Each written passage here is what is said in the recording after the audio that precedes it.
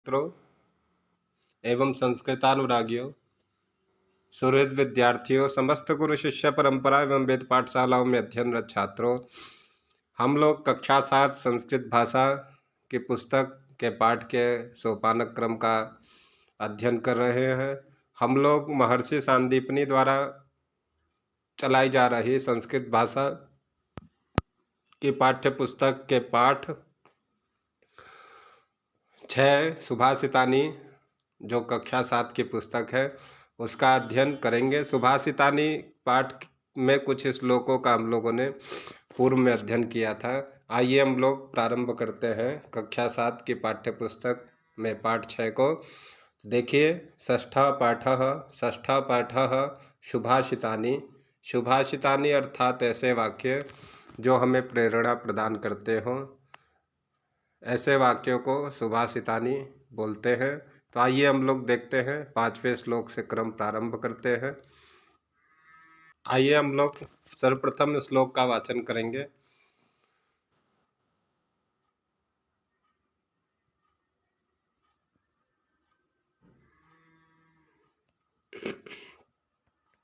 अजीर्णे भेषजं वारी, अजीर्णे भेषजं वारी, जीर्णे वारिवलप्रदं, भोजने चामृतं वारी, भोजनान्ते विषापहम्। इस प्रकार यह अनुष्टुप छंद 32 अक्षरों से संयुक्त क्या है, श्लोक है। पुनः एक बार देखते हैं। अजीर्णे भेषजं वारी, जीर्णे वारिफलप्रदं, भोजने चामृतं वारी, भोजनान्ते विषापहम्। अर्थात आइए इसका भावार्थ देखते हैं। अजीर्णे अर्थात भोजन जब अजीर्ण होता है, ना पचे, तो भेषजम वारी, उस समय जल किसका काम करता है, तो भेषजम अर्थात औषधि का काम करता है। किसका कार्य करता है, औषधि का कार्य करता है। जीर्णे वारी बलप्रदम, जीर्णे वारी बलप्रदम, और भोजन पच जाए उसके बाद उस समय यदि हम लोग जल ले तो वो किसका कार्य करेगा, बल का कार्य करता है, शक्ति प्रदान करने का कार्य करता है। और भोजने चामृतम वारी, भोजन में अर्थात भोजन करते समय यदि आप जल का ग्रहण करते हैं तो वह किसके समान है, वह अमृत के समान है। और भोजनांते विषापहम, और भोजन के बाद यदि जल लेते हैं तो किसका कार्य करता है, विष का कार्य करता है। इस प्रकार यहाँ जल की ग्रहणता को बताया गया कि हमें जल किस प्रकार अपने जीवन में भोजन में प्रयोग करना चाहिए। अजीर्णे भेषजम वारी अर्थात अजीर्ण होने पर औषधि के समान जल का सेवन करना चाहिए। जीर्णे वारी बलप्रदम, और जीर्ण होने पर जल का क्या करना चाहिए, बल के रूप में कार्य करता है। जल जो हम लोग ग्रहण करते हैं वह बल प्रदान करता है, और भोजन में जल हमें अमृत प्रदान करता है।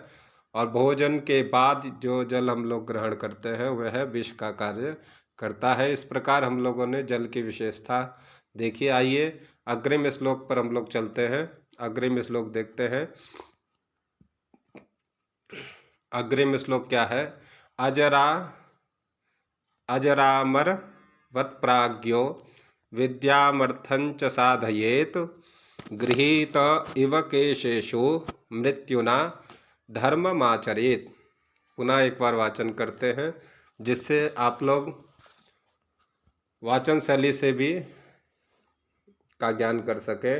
अजरामरवत प्राज्ञो विद्यामर्थंच चिंतयेत, विद्यामर्थं च साधयेत, गृहीत इव केशेषु मृत्युना धर्ममाचरेत।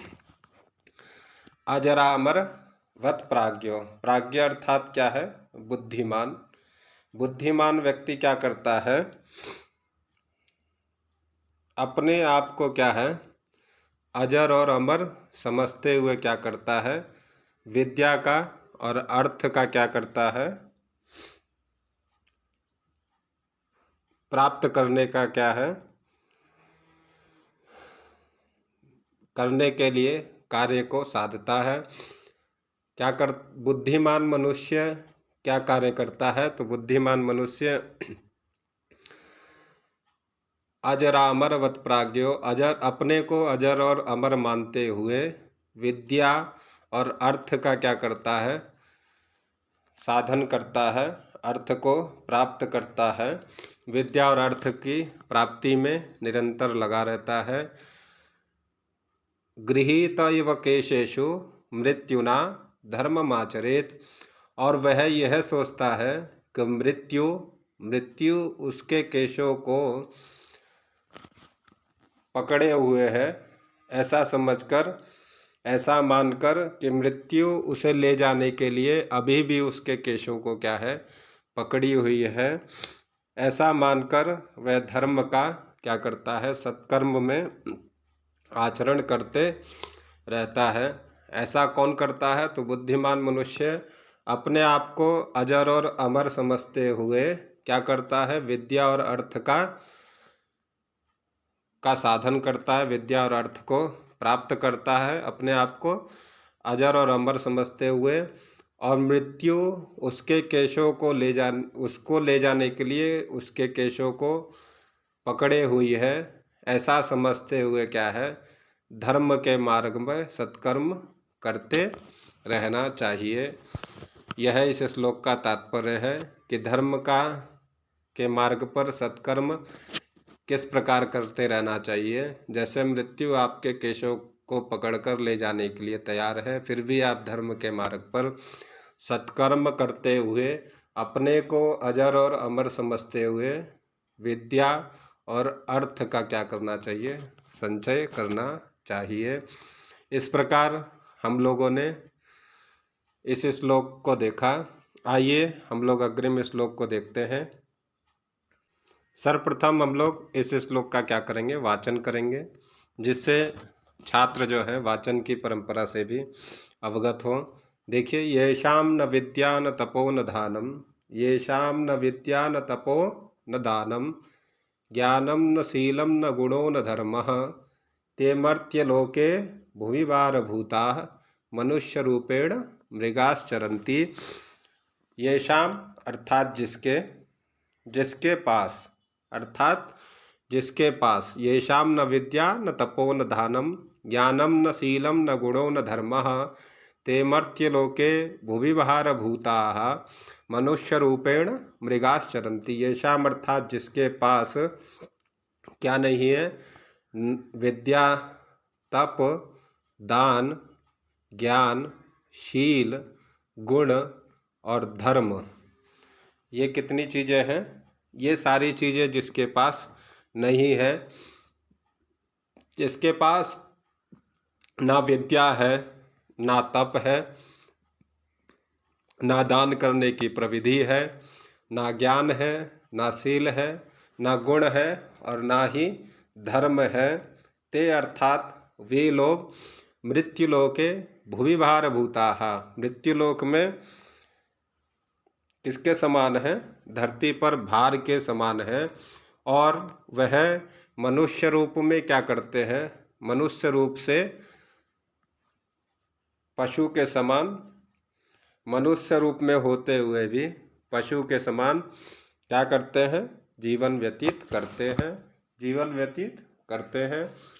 जिसके पास ना विद्या है, ना धन है, ना तप है, ना दान है, ना ज्ञान है, ना शील है, ना गुण है और ना ही धर्म है, ऐसे व्यक्ति भूमि पर भार के समान है, भूमि पर भार के समान है। और वह मनुष्य रूप में होते हुए भी मृग के समान, अर्थात पशुओं के समान क्या करते हैं?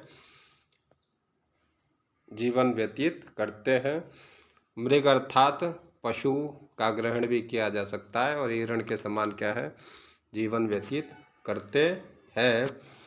इस प्रकार हम लोगों ने इस श्लोक का वाचन और इसके अर्थ की विशेषताओं को देखा कि मनुष्य रूपेण मृगाश्चरन्ति, अर्थात हमारे जीवन में ज्ञान, तप, दान, ज्ञान, शील, गुण और धर्म, इनकी क्या है? अत्यंत उपयोगिता है।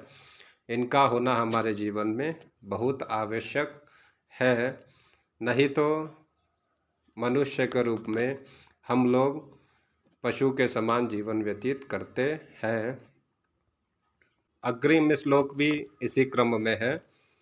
साहित्य संगीत कला विहीनः साहित्य संगीत कला विहीना साक्षात् पशुः पुच्छ विषाणहीनः तृणन्न खादन् नपि जीवमानस तद्भागधेयं परमं पशूनां साहित्य संगीत कला विहीनः साक्षात् पशुः पुच्छ विषाणहीनः तृणन्न खादन् नपि जीवमानस तद्भागधेयं परमं पशूनाम। अर्थात जो मनुष्य साहित्य संगीत साहित्य संगीत और कला से विहीन है, से वंचित रहता है, साहित्य से संगीत से और कला से वंचित रहता है। साक्षात पशु पुच्छ विषाणहीनः, वह मनुष्य क्या है? बिना पूँछ वाले पशु और बिना पशु सींग वाले पशु के समान साक्षात है। कौन मनुष्य बिना पूँछ वाले और सींग वाले पशु के समान है? जो साहित्य संगीत और कला से विहीन रहता है। वह बिना घास खाए तृणन्न खादन नपि जीवमानस, वह बिना घास खाए जीवित रहता है। क्या? बिना घास खाए जीवित रहता है। और यह जो जीवन की प्रक्रिया को पशु लोग देखते हैं, उनके लिए निसंदेह क्या है? ये सौभाग्य की बात है। निसंदेह किसकी बात है? सौभाग्य की बात है। अर्थात साहित्य संगीत और कला से विहीन मनुष्य कैसे पशु के समान है? ऐसे पशु के समान है जो जिस पशु में पूँछ और सींग नहीं होती है।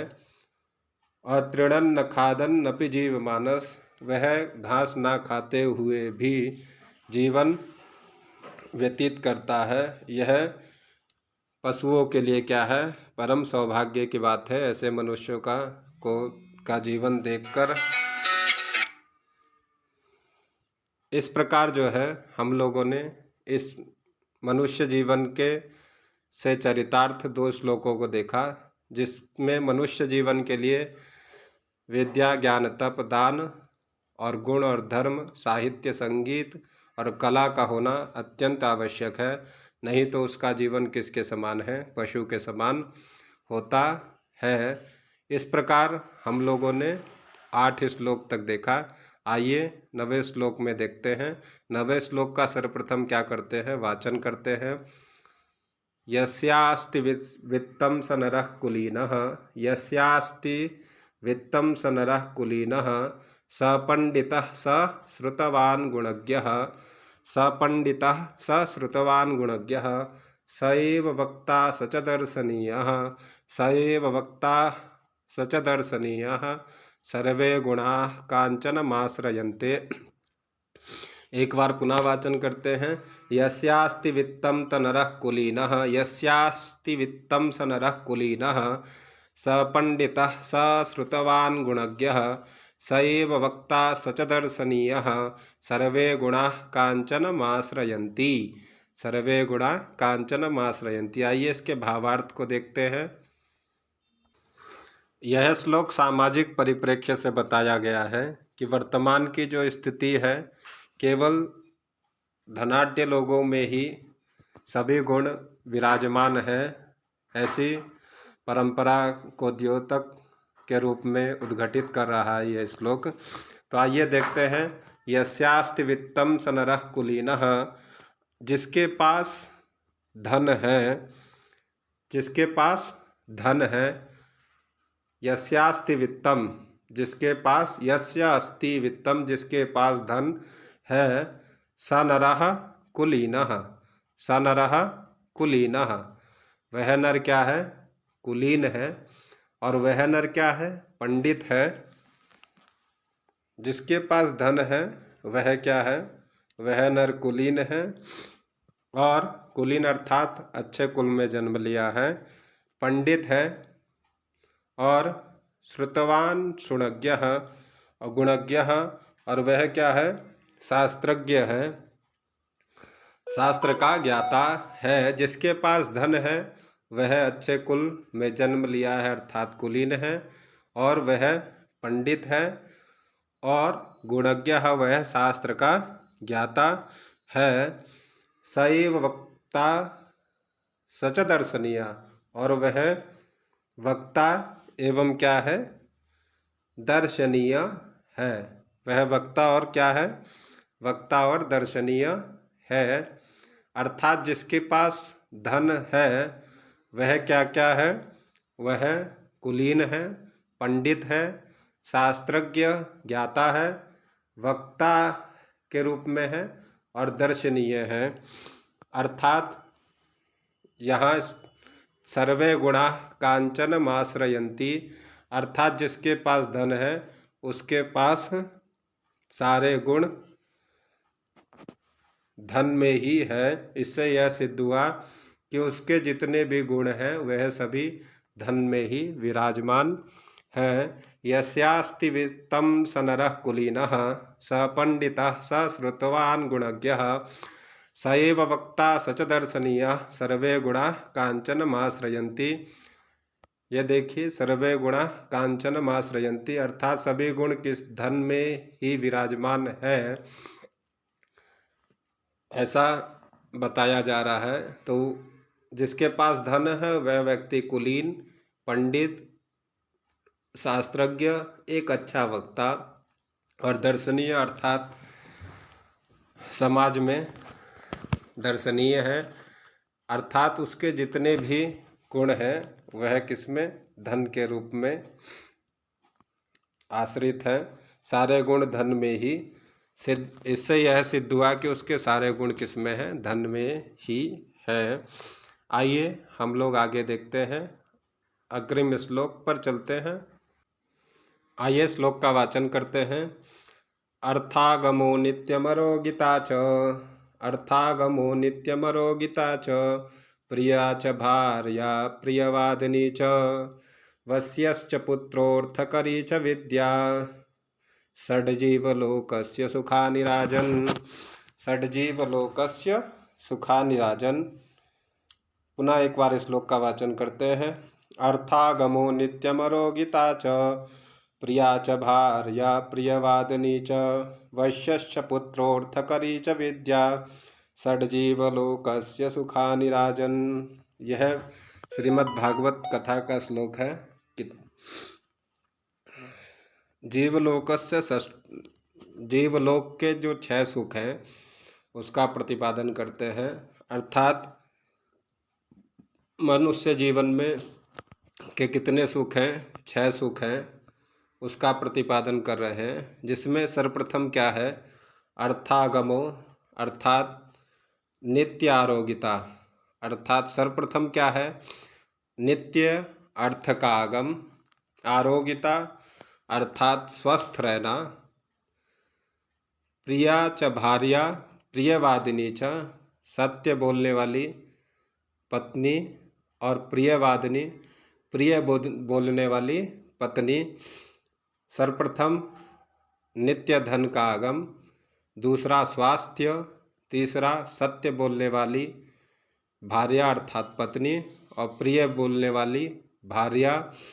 वश्यश्च पुत्रोऽर्थकरी च विद्या, वश्यश्च पुत्रोऽर्थकरी च विद्या, अर्थात पुत्र कैसा हो, आज्ञापालक पुत्र, और अर्थकरी विद्या हो, विद्या ऐसी हो जिसमें अर्थ का आगम हो। यह क्या है, जीवन के 6 सुख है। हे राजन, यह जीवन के 6 सुख मनुष्य के जीवन के लिए बताए गए हैं। कौन कौन से बताए गए हैं, अर्थागमो अर्थात नित्य अर्थ का आगम, आरोग्यता अर्थात स्वास्थ्य उत्तम, प्रिय च भार्या सत्य बोलने वाली पत्नी, प्रियवादिनी च और प्रिय बोलने वाली पत्नी, आज्ञापालक पुत्र, और अर्थकरी विद्या। ये क्या है? षड्जीव लोकस्य सुखानिराजन। यह जीवन के क्या हैं? 6 सुख हैं। इस प्रकार हम लोगों ने पाठ 6 सुभाषितानी के सभी श्लोकों का अध्ययन किया और सामान्य रूप से सभी का भावार्थ देखा। वाचन की प्रक्रिया से जुड़ते हुए हम लोगों ने श्लोकों को देखा और हम लोग यह अध्ययन कौन सी पाठ्य पुस्तक से कर रहे हैं? तो ये पाठ्य पुस्तक है महर्षि सांदीपनी राष्ट्रीय वेद विद्या प्रतिष्ठान। देखिए, आप यहाँ देख रहे होंगे। इस पाठ्य पुस्तक की इतनी अच्छाई है कि इसमें जो भी पाठ में पाठ्यक्रम विशेष रूप से डाला गया है वह क्या है? वह शास्त्र परक है, शास्त्र परक है और वह वेद वेदांग से संबंधित सभी विषयों का क्या है? ज्ञान कराता है। अर्थात आपको संस्कार युक्त संस्कृति से जोड़ने वाला जो पाठ्यक्रम है वह महर्षि सांदीपनी राष्ट्रीय वेद विद्या प्रतिष्ठानम उज्जैनी के द्वारा जो है पाठ्य पुस्तक के रूप में दिया गया है। तो आप लोग इसी प्रकार स्नेह बनाए रहें। अगले भी पाठ में हम लोग पुनः आपके समक्ष उपस्थित होंगे। नमस्कार।